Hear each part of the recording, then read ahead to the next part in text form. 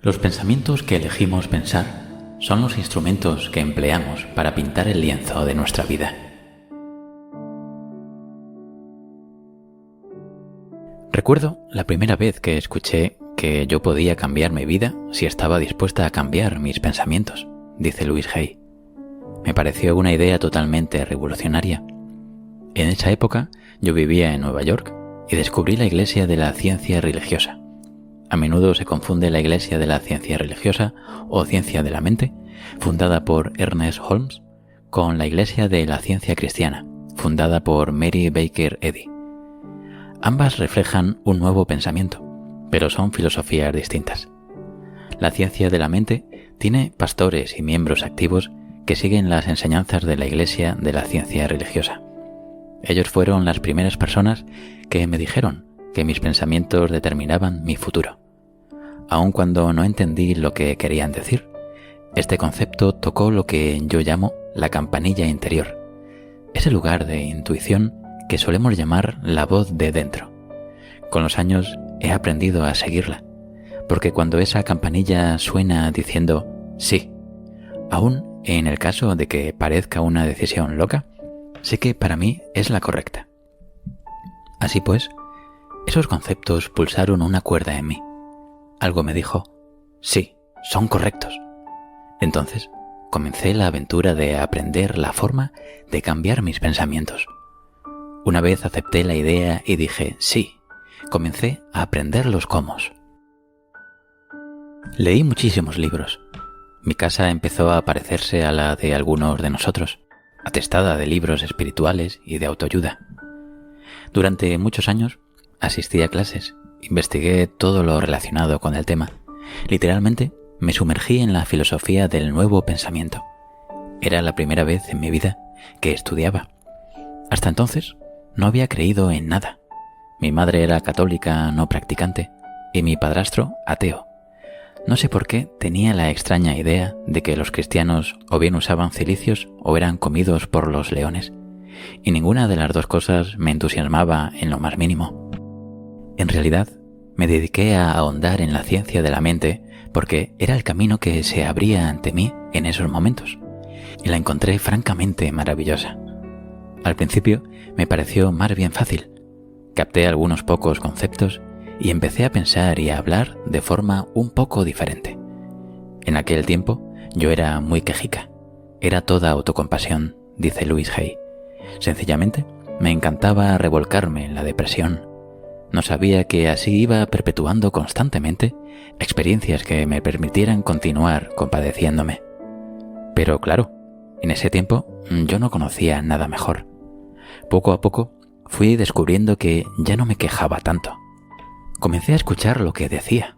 Me di cuenta de que era muy crítica conmigo misma y traté de dejar de serlo. Me dediqué a balbucear afirmaciones sin saber muy bien lo que querían decir. Comencé con las fáciles, por supuesto, y empecé a notar ciertos cambios. Lograba tener luz verde en los semáforos y encontraba sitios para aparcar, y esto me pareció fabuloso.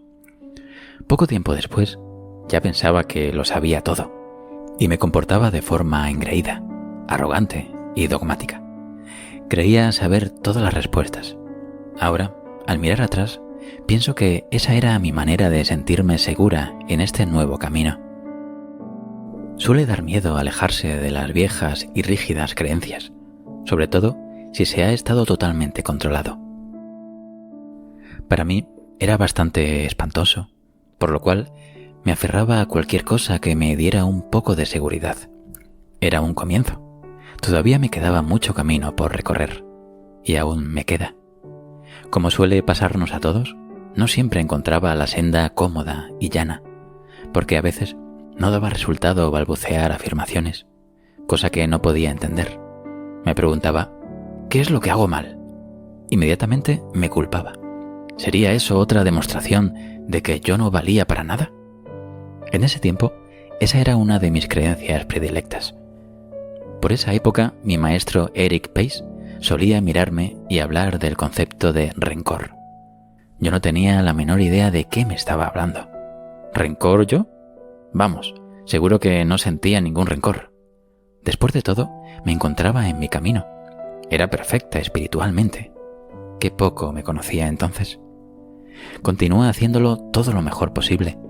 Estudiaba metafísica y espiritualidad y aprendía a conocerme tanto como podía. Captaba todo lo que me era posible y a veces lo ponía en práctica. Suele suceder que escuchamos muchísimas cosas. A veces las comprendemos, pero no siempre las practicamos. Me parecía que el tiempo transcurría demasiado deprisa y a esas alturas yo ya llevaba 3 años estudiando la ciencia de la mente. Ya era miembro activo de la Iglesia. Comencé a enseñar su filosofía, pero no lograba explicarme por qué mis alumnos parecían confusos. No entendía por qué seguían estancados en sus problemas. Yo les daba tantos buenos consejos. ¿Por qué no los aprovechaban? Nunca me pasó por la mente pensar que yo hablaba mucho de la verdad, pero la vivía muy poco. Era como un padre que le dice a su hijo lo que tiene que hacer mientras él hace exactamente lo contrario. Entonces, un día, de forma totalmente inesperada, me diagnosticaron un cáncer de vagina. Mi primera reacción fue de terror. Después, tuve mis dudas sobre si todo lo que estaba aprendiendo tenía algún valor. Fue una reacción normal y natural. Pensé, si estuviera tranquila y centrada, no tendría por qué haber creado la enfermedad. Ahora pienso que en el momento en que me diagnosticaron el cáncer, me sentía lo suficientemente segura para dejarlo aflorar a la superficie y no hacer de él otro secreto oculto que no sabría hasta la hora de mi muerte.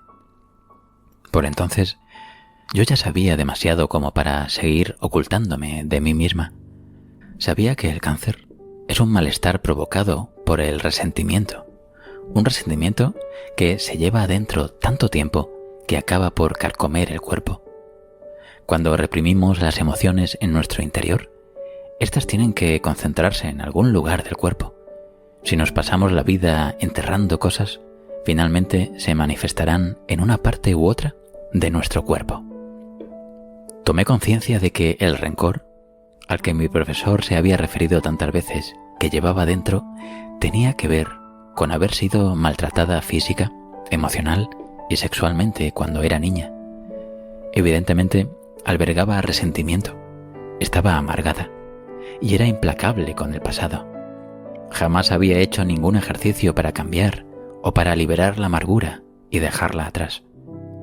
Cuando me marché de casa, eso era todo lo que pude hacer para olvidar lo que me había sucedido. Creía haberlo dejado atrás cuando en realidad, sencillamente, lo había enterrado. Cuando encontré mi senda metafísica, cubrí mis sentimientos con un precioso barniz de espiritualidad y escondí muchísima basura dentro de mí. Me rodeé de un muro que literalmente me impedía comunicarme con mis propios sentimientos. No sabía quién era ni dónde estaba. Después del diagnóstico, comenzó el verdadero trabajo de aprender a conocerme. Gracias a Dios, tenía instrumentos. Sabía que para conseguir cambios permanentes necesitaba entrar en mi interior.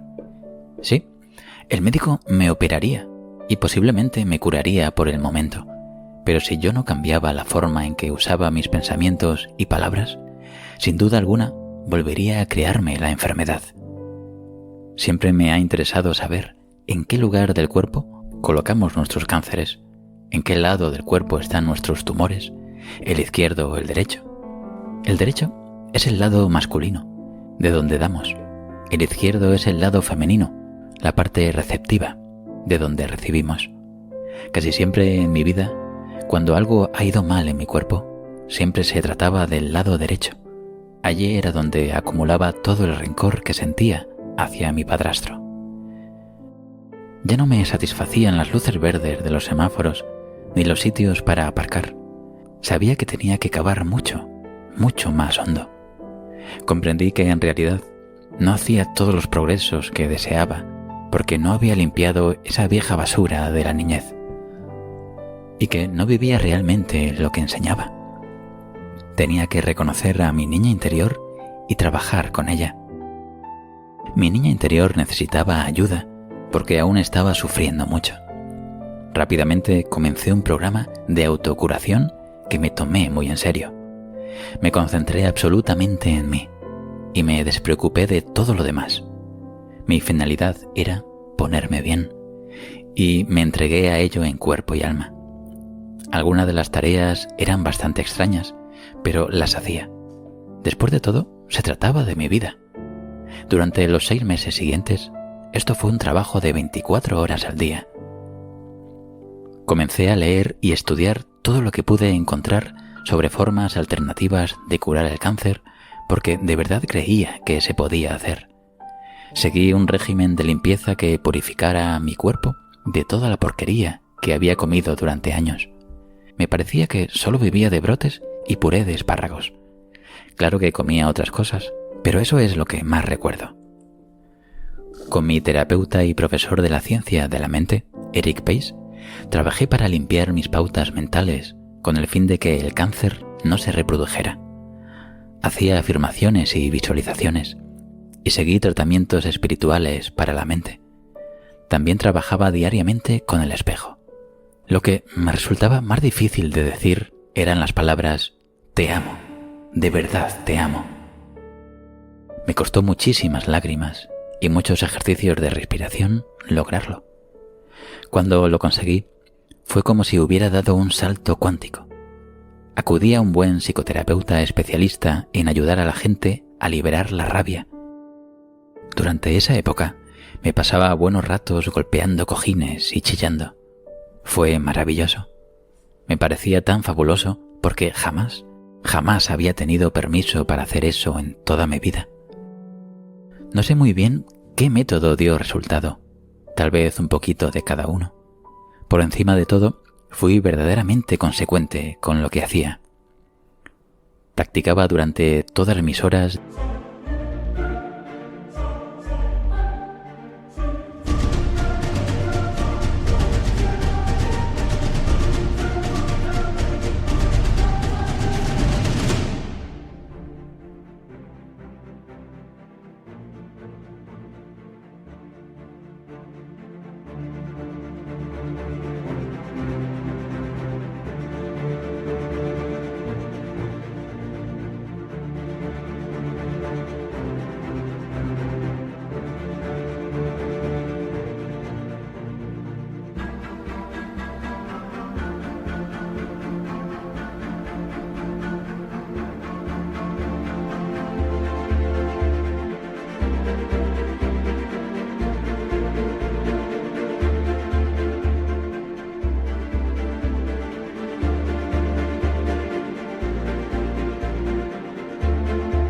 de vigilia. Antes de dormirme, me daba las gracias por todo lo que había hecho durante el día. Hacía la afirmación de que mi proceso de curación se realizaba en mi cuerpo mientras dormía y que a la mañana siguiente despertaría sintiéndome bien, renovada y con nuevas energías. Cuando me despertaba por la mañana, agradecía a mi cuerpo el trabajo realizado durante la noche. Afirmaba que estaba dispuesta a crecer y aprender cada día y hacer cambios sin considerarme una mala persona. También trabajé para comprender y perdonar. Una de las formas de hacerlo fue averiguar todo lo posible sobre la infancia de mis padres. Empecé a comprender que en realidad no podrían haber hecho de manera diferente nada de lo que hicieron, debido a la forma en que fueron criados. A mi padrastro lo maltrataron en su hogar, y él hizo lo mismo con sus hijos. Mi madre fue educada en la creencia de que el hombre siempre tiene razón y la mujer debe estar a su lado y dejar que haga lo que quiera. Nadie les enseñó una forma diferente de vivir. Ese era su estilo de vida. Paso a paso, mi creciente comprensión me capacitó para comenzar el proceso del perdón. Cuanto más perdonaba a mis padres, más dispuesta me sentía a perdonarme a mí misma. Perdonarnos a nosotros mismos es tremendamente importante. Muchos hacemos a nuestro niño interior el mismo daño que nos hicieron nuestros padres. Sencillamente continuamos maltratándolo. Y eso es muy triste. Cuando éramos niños y otras personas nos maltrataban, no teníamos muchas opciones. Pero es terrible que de mayores seamos nosotros quienes maltratemos.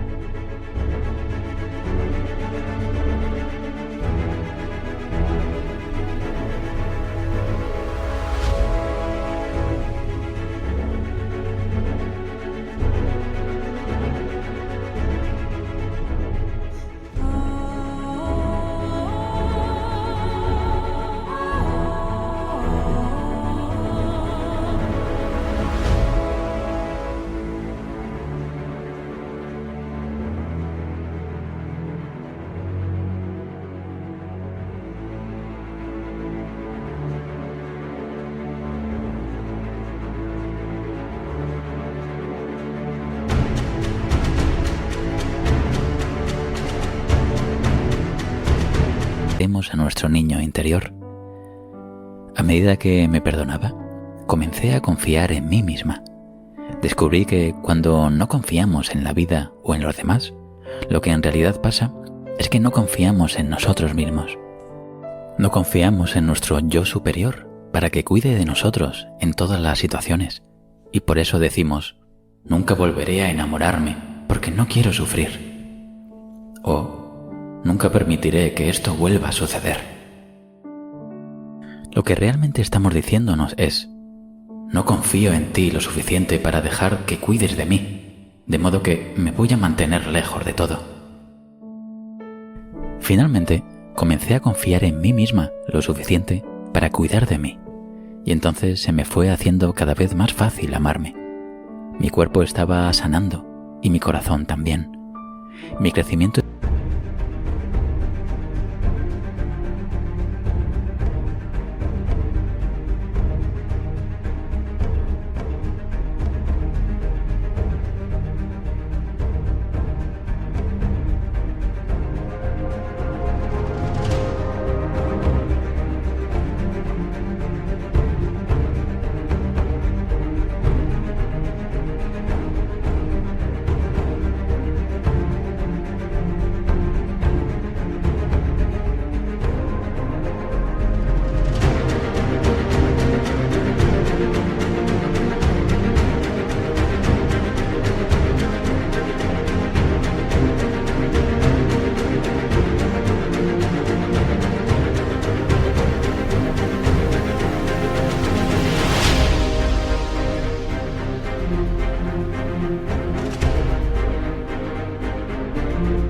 espiritual me llegó de esa manera tan inesperada.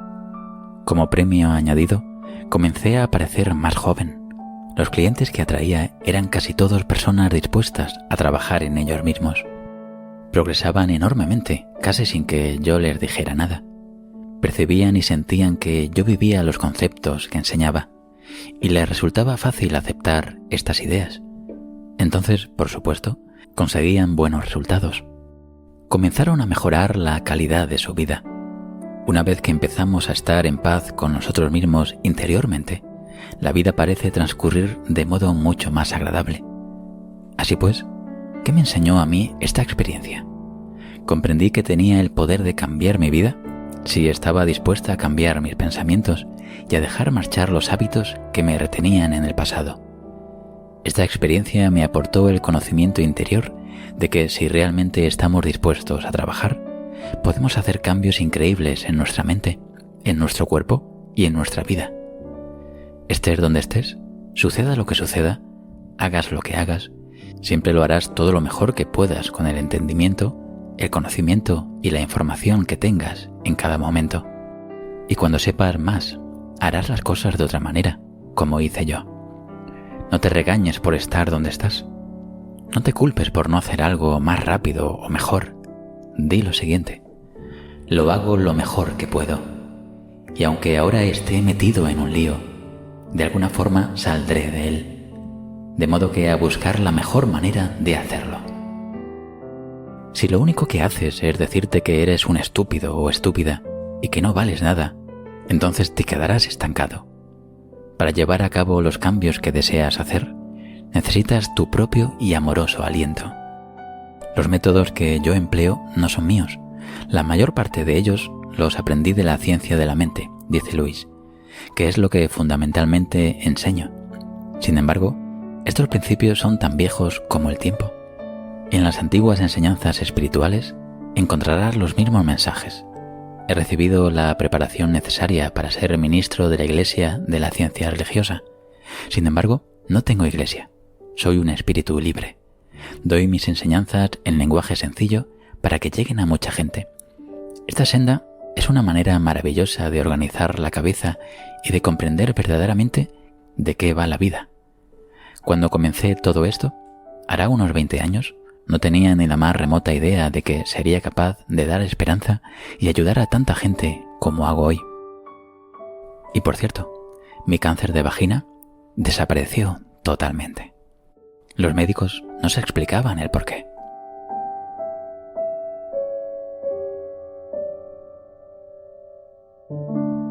Esto ha sido parte del libro El poder está dentro de ti. Si te ha inspirado, haz clic en me gusta, comparte el vídeo y no olvides suscribirte. Ahora escribe en los comentarios: me amo, de verdad me amo y me perdono. Para yo saber que te gustó y te ayudó este vídeo, te mando un abrazo. Soy Elías Benson. No olvides también descargar tu audiolibro gratuito, Los 6 pilares fundamentales para aumentar tu autoestima, en el link de la descripción donde dice: descarga tu audiolibro gratuito aquí.